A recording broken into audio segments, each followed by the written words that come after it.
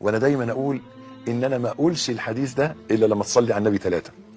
اللي ما يصليش على النبي 3 ما يسمعش معانا الليله دي. صلي 3. اللهم صل وسلم وبارك على سيدنا محمد. قال رسول الله صلى الله عليه وسلم: يبعث رجل للحساب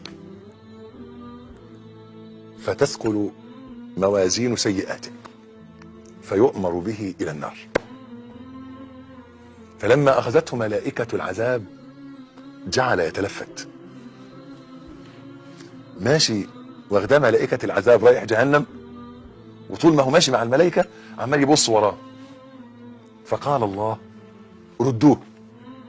فردوه، فقال الله جل جلاله له: عبدي هل لك حسنة عملتها لم تجدها هنا؟ قال: لا يا رب.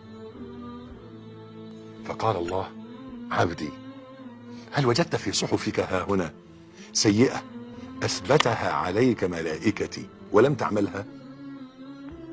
قال: لا يا رب. فقال الله: فلم تتلفت؟ فقال: ما كان هذا ظني فيك يا رب، ما كان هذا ظني فيك يا رب. فقال الله: خذوه إلى الجنة.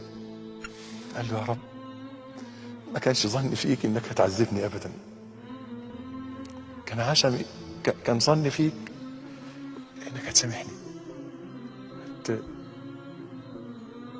هتعديها لي دي. الله يقول: انا عند ظن عبدي بي. هذا الحديث فيه قمة الرجاء في وجه الله. ظنك في ربنا ايه؟ عشان كده بقول لكل عاصي ولكل مذنب ولكل خاطئ: حب ربنا، حبه واحسن الظن بربنا،